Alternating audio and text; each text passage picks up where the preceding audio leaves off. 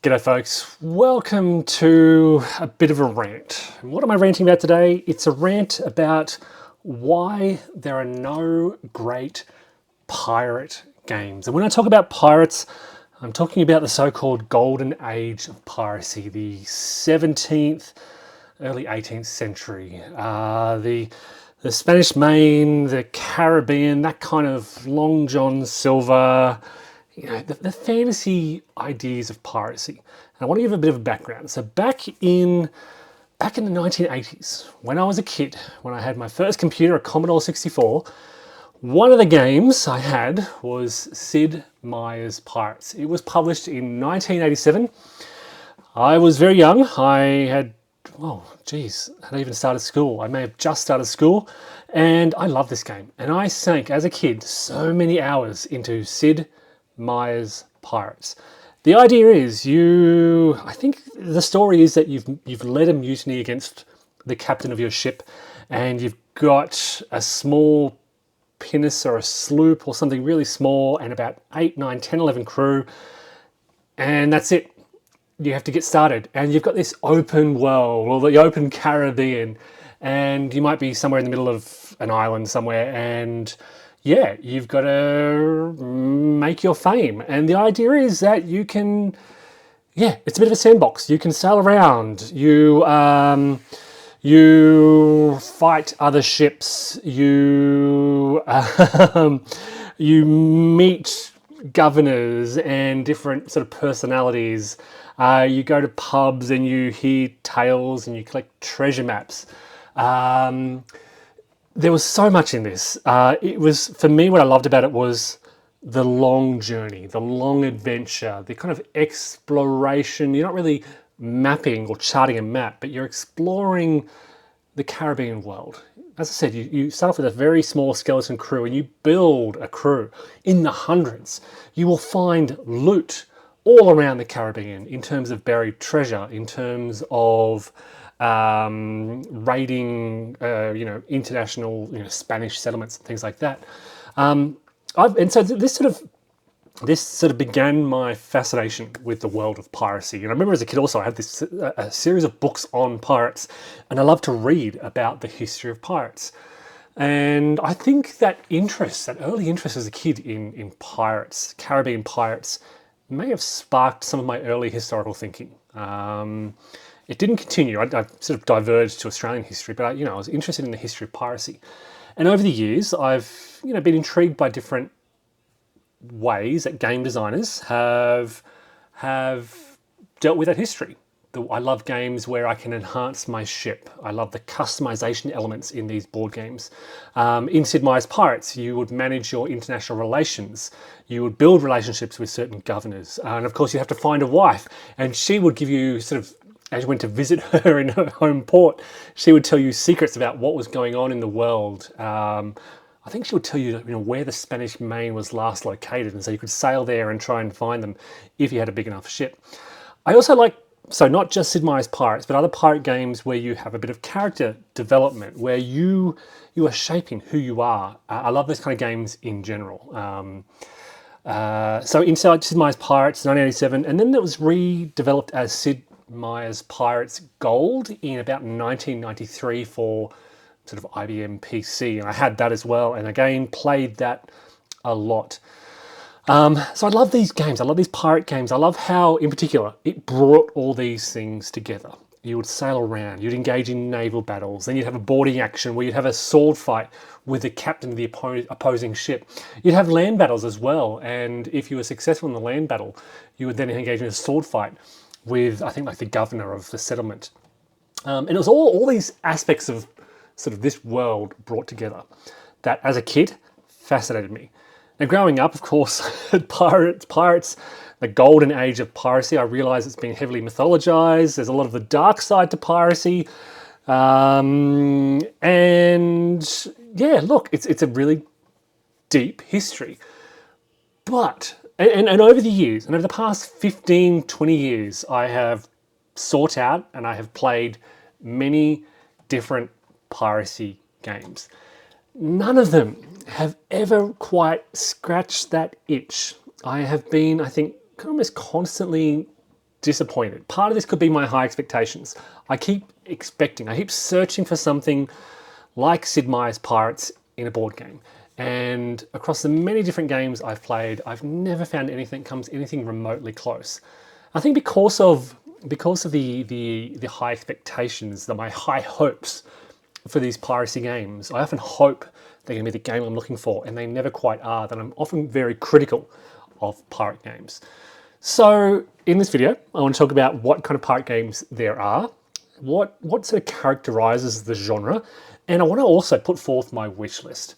Now, I've dabbled in game design over the years, and I never get anything across the finish line. It usually just ends up stalling as I get to the art stage.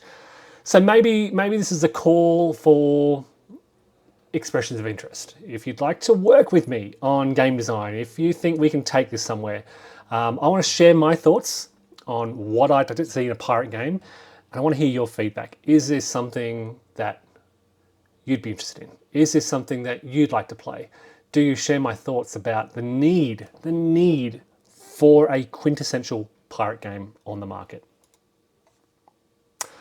Okay, so first let me talk about what we do have. What do we have? Now, how do we sort this? How do we find these pirate games? What I've done to get started is I went onto Board Game Geek and I searched for the theme pirates. I figured this would capture most pirate games.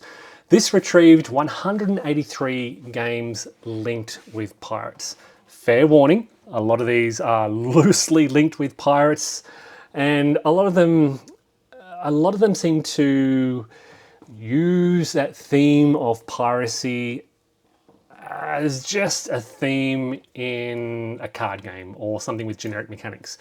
So what I've done is I've ranked these. I've sorted these by ranked. Now this will show, for example, Forgotten Waters ranked at 306 on Board Game Geek as the highest ranked game with a pirate theme.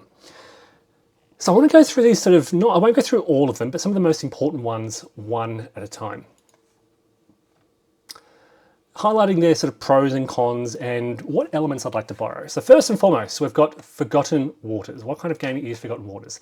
It is part of the Crossroads series of games. The idea of this series is it puts players in a position where they are at a crossroads and they choose a path. They make a decision and yeah, they have to suffer the consequences of those decisions. It is, what is it? It's a bit of an adventure game. It is described as a bit of a comedy. It tells a story. Players will laugh along as the story unfolds. But looking at this, it's a bit generic. It's not really tied to the Caribbean. It's described as a silly and magical, with stories designed to encourage players to explore and laugh in delight as they interact with the world around them. It kind of doesn't, it's not the pirate game I'm looking for. It sounds like an interesting game. I have played other Crossroads games. They're good games, but this to me doesn't quite draw me into this world of piracy. It seems more like a bit of a Euro game, interesting game, but yeah, I'm not really drawn by the idea of piracy here. The second highest ranked game is a game called Skull King from 2013, and it is, in effect, a card game with a pirate theme. You've got mermaids, you've got the Skull King, you've got various other pirates and ships. Again, this is what I was getting at when I said that a lot of these games just seem to have big card games with the pirate theme pasted on. The third item here, Merchants and Marauders, is perhaps the one game that I think most people would think of when they think of a pirate game. It certainly tops most recommendations for pirate games. So if you go asking for what's the best pirate board game I can find, I think it's fair to say a lot of people would recommend Merchants and Marauders. So I had this when it was first released back in 2010. And look, the merchant side of this is pretty good. The marauding side, or the piracy side, wasn't as good. It was it wasn't as fun to play as pirate. When you play this game and it's more interesting to play as a merchant and you're trading, etc., and it makes piracy kind of look boring, yeah, kind of undermines its sell as a pirate game. Look, a lot of people still love this, but my rating here is 6.75. I had this for a couple of years and eventually sold it away because it never scratched that piracy itch. It looks the goods. It looks really fascinating. You've actually got pirate ships and treasure chests and your own little personalized player maps. You've got various regions in the Caribbean that you sail around and explore. Aesthetically, it really hit the mark, and I love the art style. I love you kind of got a degree of customization with your ship, specialist crews, and all that. But yeah, I think the way the rules were implemented, it never quite never quite satisfied the piracy side of things for me. It was always, well, we always found it more effective to be a merchant than a marauder. So there you go. The fourth title on this list is Dead Reckoning 2022. So I backed this as a Kickstarter, and again, I hoped this would be the game. Again, there were elements of this that I loved. I loved the huge degree of customization in this game. You could customize your ship. You can customize your crew. You can specify whether you want a fast ship or a ship with a lot of cargo storage or a ship with a lot of cannons and things like this. And you utilize your ship's best abilities to move around the map board. Now, this idea of the map board was, I think, one of the first undoings of this game. Well, one of the first elements that I didn't like. It was a generic 3x4 grid, basically, of tiles that you move around. So yes, it had the theme of Caribbean piracy, but then you just had this 3x4 grid. And yes, it was interesting, it had some good gameplay elements, but that mechanical kind of, what I could say, sort of generality kind of took away from the theme, and it felt more like a game than a pirate game. There was also an interesting element was the degree. There was a really cool dice combat mechanism, which I liked, which is interesting. But one of the key elements of this game was that you upgrade your deck. You upgrade your cards in your deck, your crew, in effect, by sliding these sort of semi-transparent upgrades into the card sleeves. So you might have a buccaneer with basic abilities, but you can upgrade them, and so that was quite interesting. But and that's what really sold me on this game. But it ended up becoming really fiddling around with these card sleeves and lots of different cardboard tokens and components, all of which kind of removed you from the kind of immersive aspects of this game. It ended up feeling more like a kind of a Euro game than an adventuring, sailing around piracy type of game. So ultimately, yeah, that didn't hit the mark either. It did have a bit of exploration to it. You discover new islands, but that's basically moving out and flipping over a new tile. So moving down, so they're the top four, and beyond there, they're all mid. Forgotten Waters, Merchants and Marauders, Dead Reckoning. They're probably the three top recommendations. Most other games are much lighter in weight, and this is where we kind of talk about the genre as a whole. Most pirate games are very lightweight. Games like Libertalia has a weight of 2.15, Feed the Kraken 2.12, Port Royale 1.61. What else? Treasure Island 2.22. Treasure Island, I mean, it has this pirate theme, but it's not really a pirate game. It's more a deduction game. So one person will hide the treasure on the island, and the other players will ask questions. Is it north of this point? Is it within a 3-inch radius of this point? So it's a really great game, but it's not really about piracy. It's about finding the hidden treasure on this island. Black Fleet, weight of 1.94, another lightweight piracy game. And the story goes on. Maracaibo, so we've got Pirates of Maracaibo here. It's a 2023 release. It is sort of a sequel to Maracaibo. So Maracaibo is an Alexander Pfister design. The idea is it's kind of got a pirate element to it. You sail around the Caribbean. It is... what is it? It's kind of a card drafting, hand management game. Really interesting Euro game.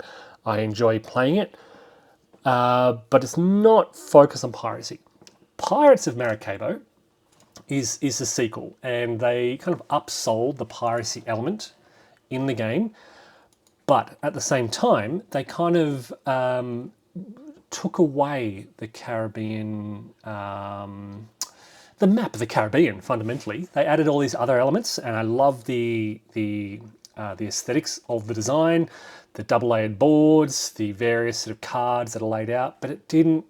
It made it arguably a simpler design without as much depth, and it's still fundamentally a Euro game. This is not about exploring. It's not really about adventuring. It's about almost engine building, where your engine is your ship and you unlock abilities on your ship. So whilst it may have that pirate theme, big pirate lettering across the front, it's not really a pirate exploration, adventure, swashbuckling type of game.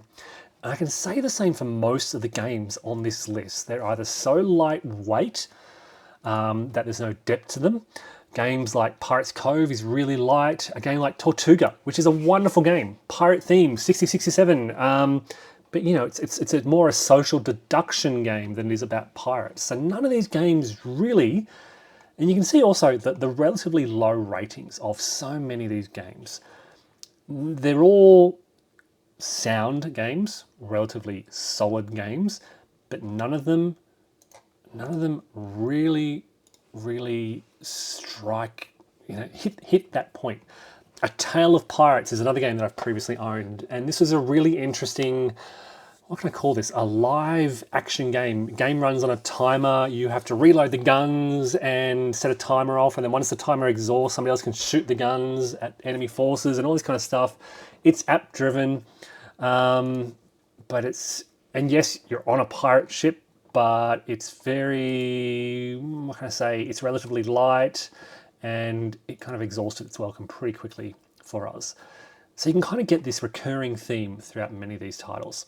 Some exceptions to this, or two exceptions to this, are Blackbeard. So back in 1991, Richard Berg, through Avalon Hill, published Blackbeard. And this was sold as a simulation of the golden age of piracy. It's one of the heaviest weighted games in terms of complexity. A lot of people have fond memories of this. Now, I never played the original, but I know a little bit about it. I did, however, own and play the re-implementation, the Blackbeard game, published by GMT in 2008. So I bought this and really didn't like it. It sucked the fun out of the golden age of piracy. Heavy rules, I mean, moderately heavy, but what really took the main factor here, sucking the fun out of the game, was the kind of heavy degree of randomness. The charts, of course, it's a Richard Berg game, so you can expect many charts and die rolls and things like this that just kind of take control away from you. The original Blackbeard game from 1991 had a really cool hex encounter map of the Caribbean. The revised version from 2008 sort of sought to simplify that with areas, and it had a really nice art aesthetic to it, so I love the art design from the 2008 version, but I don't like that they took away the hex grid and made it quite generic, quite large generic areas. So yeah, Blackbeard, again, doesn't scratch that itch. It tried to go heavy, it tried to go simulation, but I think Berg went a bit too heavy on the charts and the randomness, and you're going to play a big game like this, you kind of want to have some control and agency. Okay, so again, summarizing, the genre tends to be lightweight. The genre tends to use piracy as a pasted-on theme. The genre tends to focus on, I guess, one aspect of piracy, whether it's sort of storytelling. A lot of them will feature little pirate ships and you sail around and do things, but they miss a kind of relationship building. They miss the sense of grandeur and scale, and the Caribbean as a whole, they miss the search for treasure, things like that. They miss the way that Sid Meier's Pirates brought these things together. The comprehensive, broad scope of Sid Meier's Pirates has never been replicated in a board game, and this is where my wish list comes along. So, I've been looking for so long is a pirate game that does what Sid Meier's Pirates did in a board game. And I acknowledge that Sid Meier's Pirates was a long game. It was a huge computer game. Commodore 64, hours and hours of time. Sid Meier's Pirates Gold, hours and hours to build his career. But I'm confident that these kind of ideas are portable. You start off as a lowly pirate with a crew on a small ship. You somehow have to sail around the Caribbean, and I want that map of the Caribbean. I want to be able to sail around. I want to be able to sail around to particular ports, and you can do that in Maracaibo. Maracaibo does this really good. It abstracts You have to move forward in a sort of clockwise direction around the Caribbean. You sail from port to port. Variable movement. That works really well. It simplifies the movement, but the Caribbean is there. I want to be able to build a crew, recruit a crew, and again, I think Maracaibo does the whole recruiting stuff really well. You've got display of people you can recruit to your crew. It's not necessarily a pirate crew, but a crew nonetheless that you can recruit. You can have agents in certain locations. So it leans towards that in some way. Finding loot. Okay, so I don't know how this had happened. Maybe it's an adventure type of card. You find a mission perhaps where you have to visit certain areas, and you piece together puzzles. And again, I think there are games like Mansions of Madness, even Treasure Island, where they have this deduction kind of loot element, puzzle element built into it. I like the ability to enhance my ship and customize my ship. And again, I think that I've forgotten the name of it already. I think that Dead Reckoning was on the right track there. I like the ship customization in Dead Reckoning. I like the idea of crew customization, but I think the way they did that with components was really clunky and cumbersome and fiddly, which was a huge frustration. But the idea to customize your ship, crew, even your person, so who you are, character development, I think is also pretty important. What kind of pirate are you? Do you want to be? And how are you as a pirate, as a character, evolving through the decisions you make? I will point out, I'll take a pause here and point out that there is a game that has been published by Compass Games called, I've forgotten the name of it now, called The Golden Age of Piracy, I think. And it is a solitaire game in the sort of genre of narrative-driven solitaire games like B-17, Queen of the Skies, or Zeppelin Raided, Gregory Smith sort of style of designs, where it's a solitaire game. I haven't played it, but I understand it has this sort of narrative story, an abstracted map of the Caribbean. So it looks good, but for the fact that it's solitaire only. And yeah, much like those many of those solitaire narrative-driven games. So look, something where I can customize my character like those games do, but in a multiplayer environment, or just in a deeper, more immersive, heavier environment. And I am looking for a heavy game here. I want to be able to manage international relations. And again, there is an element of this in Maracaibo. You can actually shape international affairs. If you capture a fort, you can give it to the Spanish to increase their power in the Caribbean. And they like you for doing this, obviously. So that they do that quite well. My one criticism of Maracaibo is that it's not focused on piracy, and it's there, but it's also condensed. It's designed to be played in 1 to 2 hours. So everything is really shortened and condensed. I think it'd be wonderful to see like a Maracaibo enlarged rather than condensed. I like how as I said, Sid Meier's Pirates, you're building relationships with people, you're meeting governors and negotiating with them, you're finding a partner, a wife. You could even build networks as you do in Maracaibo. I've mentioned character development. I like also the idea of physically sailing around to different ports and how these ports are different. And I think that's that's one of the things I love about pirates is you're literally going to particular places on the map. And that place is different to the next place, which is different to the next place. They're different governors, different nationalities, and so forth. You're engaging in naval battles. So naval battles in a pirate game is important. And I don't think I'm trying to think of where I've seen that implemented well. Maybe Dead Reckoning does this pretty well with a really novel combat mechanic. It could be maybe improved. But yeah, look, a quirky combat mechanic to reflect the customization of your ship against the enemy. Land battles, sword fights. So sword fighting. How do you bring sword fighting into this idea? And how do you do all of this together? How do you synthesize this into one game? I'm talking about a big monster game. 7 hours, 8 hours plus.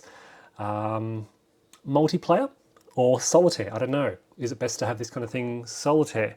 Is it best to design it like I don't know. Is it... so I'm having recently played Aeon Trespass and really been fascinated by the map discovery elements of that and exploration. The challenge there is making it replayable. So once you discover the map once in Aeon Trespass, you know where everything is. So maybe you've got the Caribbean, but things are variable. And there are, again, elements of that in Maracaibo. The map evolves in the campaign game. So maybe you've got the Caribbean, but it's evolving. It's changing over time. So you're actually modifying the map as you go. Look, I've got a lot of crazy ideas. And I just want to see a great pirate game. Where's Mark Herman when we need him? Who else could do something like this? Mark Herman could create a great pirate game. Who else? Vital Lacerda would create a Euro game. Who are my designers who would create something like this? Look, I'll get thinking. I'm sure I've got many more ideas, but let me know what you think. Is this a pipe dream? After playing Sid Meier's Pirates in 1987, what's that, 97, 07, it's been 30, nearly 40 years waiting for a good pirate-themed board game. If I've missed something, look, I've gone through the list, but if I've missed something, if you feel I'm missing that golden game, let me know. Yeah, I'm keen to hear from you. What would you want to see in a pirate game? Yeah, put me in my place. Tell me I'm dreaming and it's unrealistic, and what I want is too narrow for the market. That somebody would be designing a game just for me and nobody else. I also went looking for PC games as well, and there are so many. So I used to play The Secret of Monkey Island, right? So many fond memories of playing The Secret of Monkey Island and then whatever the other sequels were. And I just love that theme. So I want to see that replicated in depth, not with a superficial, lightweight, pasted on treatment, but an in-depth treatment of the golden age of piracy that we can sink our teeth into over many hours. Maybe 7 hours is unrealistic. Maybe I'm looking at a 50-hour type of campaign kind of game. All right, let me know, folks. Keen to hear your feedback. For you to tell me that I need to, get out of my chair and do it myself. In which case I'll need help. So let me know if you can help. All right, folks, thanks for watching and take care. Bye for now.